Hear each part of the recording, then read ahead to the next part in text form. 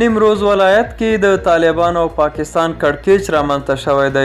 په سلامونو مهرکلی کوم، زموږ یوټیوب چینل ته په خیر راغلی. د لا بشپړو معلوماتو لپاره ویډیو را سره تر پای وګورئ.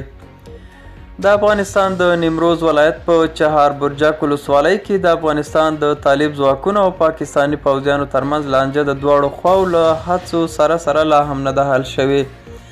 راپورونه وایي چې افغان طالبانو سیمې ته مرستندوی ځواکونه استولي او پاکستان چې له وړاندې څخه لانجمنې ساحې ته ځواکونه لیږلي وو په اختر کې د خپلو ځواکونو رخصتي ځنډولې ده. په سیمه کې د طالبانو د حکومت دوو امنیتي چارواکو وویل پر کرښه وضعیت ترینګلی دی. دواړو خواوو ځواکونه ځای پر ځای کړي او د دوو هیوادونو د کمیټو د خبرو نتیجې ته انتظار دی. دغه چارواکو چې له رسنیو سره د خبرو اجازه نه لرله نه یې غوښتل چې نومونه یې څرګند شي.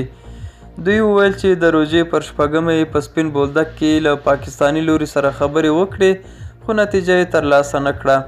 وروسته پریکړه وشوه چې د افغانستان او پاکستان کمیټې په خپلو کې خبرې وکړي. د سیمې اوسیدونکي افغانان وایي چې پاکستان هڅه کوي چې د افغانستان په خاوره کې ازغن سیم نصب شي او پوستې جوړې کړي خو افغانان یې مخه نیسي. پاکستان بیا وایي چې ازغن سیم د ګوګل مپ یا د ګوګل د نقشې پر اساس تیروي. دا و زموږ نننۍ چمتو شوې ویډیو. تر بیا ښې چارې.